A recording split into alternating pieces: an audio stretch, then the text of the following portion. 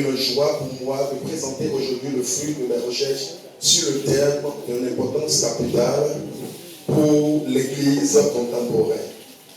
Le réveil spirituel au temps de la fin, sa nécessité, sa préparation et la participation de l'Église.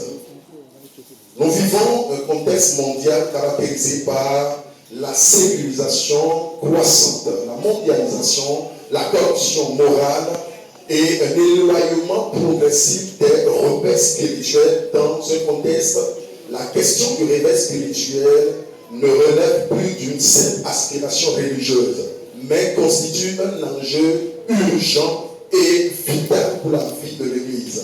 Le peuple de Dieu est confronté à des défis multiples. Affaiblissement de la foi, comme c'est écrit dans Matthieu 24, verset 12, et dit « Et parce que l'iniquité se sera accrue, la charité du plus grand nombre se refroidira. » Superficialité des pratiques spirituelles, désintérêt pour la parole et le réveil spirituel de prière et diminution de l'engagement communautaire.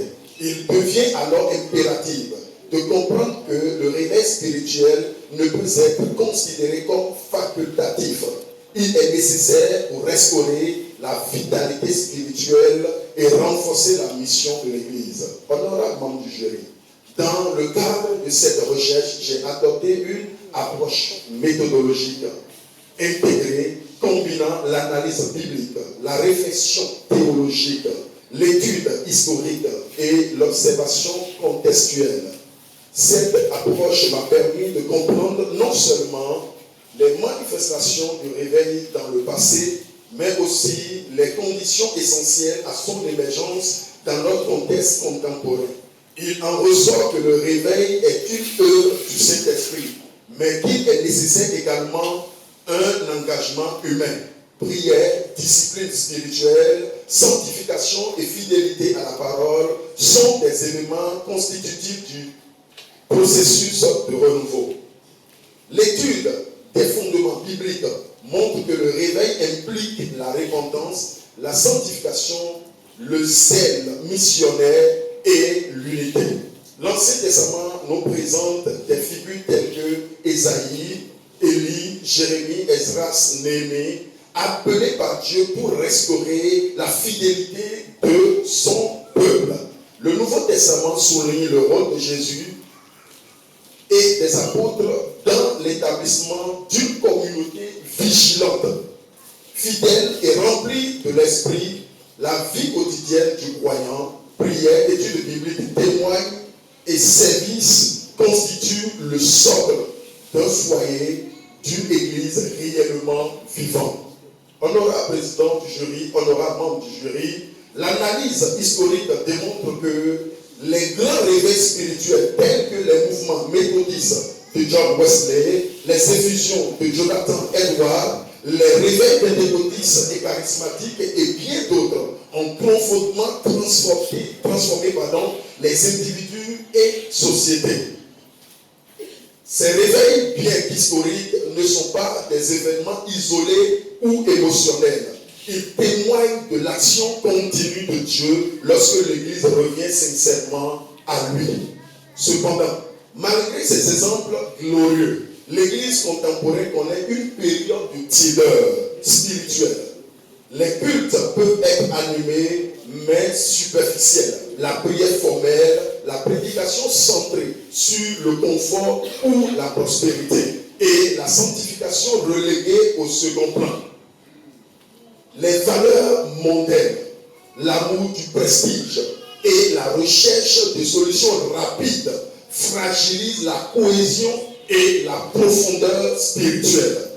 Dans ce contexte, le réveil spirituel apparaît non comme un phénomène spectaculaire, mais comme une transformation intérieure produite par le Saint-Esprit, visant à restaurer la foi, l'amour et l'engagement missionnaire. Un point central de cette étude concerne la relève spirituelle selon 2 Timothée 3, verset 10.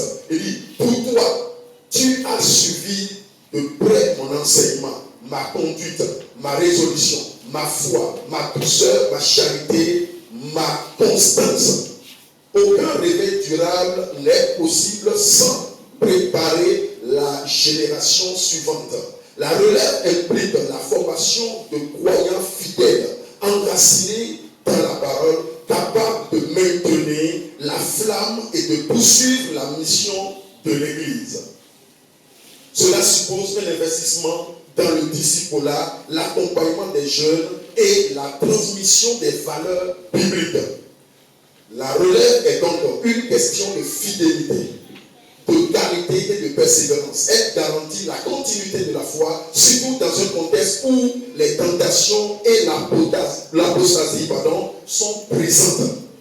Et nous avons également analysé les dérives possibles comme dans Apocalypse chapitre 2, le verset 6 qui dit « Tu as pourtant ceci, c'est que tu hais les œuvres des Nicolaïtes, œuvres que je hais aussi, telles que le formalisme religieux, l'émotionnalisme, la recherche des sensationnels ou le détournement doctrinal. Ces dérives renforcent l'urgence de préparer la relève et de former des leaders et mentors capables de guider la nouvelle génération. Chaque membre de l'Église a une responsabilité: prier, se sanctifier, transmettre la foi, accompagner les jeunes. Le réveil commence dans le cœur de chaque croyant, mais se manifeste dans la communauté et la relève spirituelle est la communauté indispensable. Honorable président du jury, honorable membre du jury, en conclusion, cette recherche montre que le réveil spirituel en temps de la fin est indispensable pour restaurer la foi, renforcer la communauté avec Dieu et redonner à l'Église son autorité spirituelle et prophétique. Il constitue une réponse divine aux crises morales, doctrinales et spirituelles de notre époque, tout en préparant le peuple de Dieu à affronter les défis eschatologiques. La relève spirituelle par la formation des fils et de filles loyaux est au cœur de ce processus. Elle garantit que la flamme du réveil ne s'éteindra jamais. Merci. Comment l'Église peut participer à ce réveil spirituel aujourd'hui en se basant sur son rôle? L'Église ne peut pas jouer pleinement son rôle si elle ne retourne pas à la base de l'Église primitive. On ne peut pas atteindre l'objectif d'un vrai réveil si l'Église n'est pas unie. S'il y a un problème majeur aujourd'hui dans l'Église de Christ aujourd'hui, c'est la division. Et une armée divisée en elle-même ne peut gagner aucune bataille. Alors, il y a lieu de ramener l'Église à la caisse du débat où l'Église a commencé dans Actes des Apôtres, où ils étaient un, tout était un, les pensées un, l'objectif un. C'est alors que c'est possible. Ça, c'est le point numéro qui est inévitable pour atteindre l'objectif. La deuxième chose, c'est la partie de la formation. Comme l'a dit le président tout à l'heure, un peuple mal formé ne peut pas atteindre de grands objectifs. Alors, si on envoie des soldats sur un champ de bataille et ils ne sont pas formés, on les envoie à l'abattoir. Et c'est ce qui se passe aujourd'hui. S'ils ne sont pas sur le point d'accepter, nous asseoir pour recevoir de la connaissance des aînés, de ceux qui nous ont dévancés, on va sur le terrain pour régler tel problème. Alors, c'est le point numéro 2 qui est impératif pour pouvoir aller sur le champ de bataille. Et le point numéro 3, on ne peut pas réussir un vrai réveil aujourd'hui sans la prière. Il est décevant de constater qu'au bout d'un grand programme, on peut constater que le programme est réduit peut-être à un programme à la prophétie. On finit la prophétie sans enseignement qui peut donner un enracinement réel au peuple de Dieu. On finit peut-être les prophéties et on n'a même pas le temps de prier pour se bâtir. Comment pourrons-nous atteindre les autres si nous-mêmes nous ne sommes pas bâtis? Si nous-mêmes nous ne sommes pas enracinés, on ne peut pas aller délivrer les autres. Merci. Merci. Et aujourd'hui, les temps de la fin, on entend souvent certaines expressions dans le corps de Christ on voit les démons partout. Les chrétiens voient les démons partout. Et aujourd'hui, il y a le terme, l'expression qu'on appelle le sécularisme ou la sécularisation, c'est le fait de séparer l'Église, le chrétien de tout mouvement politique, de toute chefferie. Comment allons-nous installer un réveil si l'Église ou le chrétien se sépare de tout et laisser le féticheur devenir président, un démoniaque devenir chef de village, tandis que toi, le chrétien, tu fuis cette cause sous prétexte que c'est démon? Comment le réveil sera-t-il possible la fin des temps? Si l'Église n'est pas au courant que la Bible que nous partageons, qu'à l'intérieur, les rois sont établis par Dieu, toute autorité est établie de Dieu, et que la Bible est politique, alors nous avons le problème. Tout doit commencer par là, retourner à la Bible pour montrer que Daniel est un grand ministre et un grand serviteur de Dieu.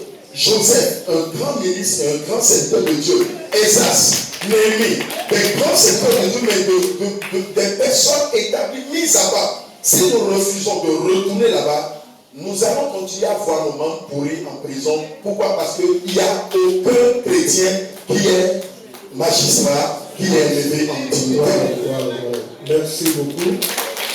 Ça veut dire que ce que nous disons, c'est toujours... Vous avez 18 sur 20.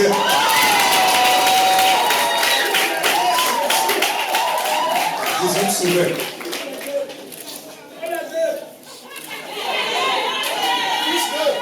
Et ATMF vous promet publiquement un diplôme d'honneur qui vous sera donné dans quelques jours.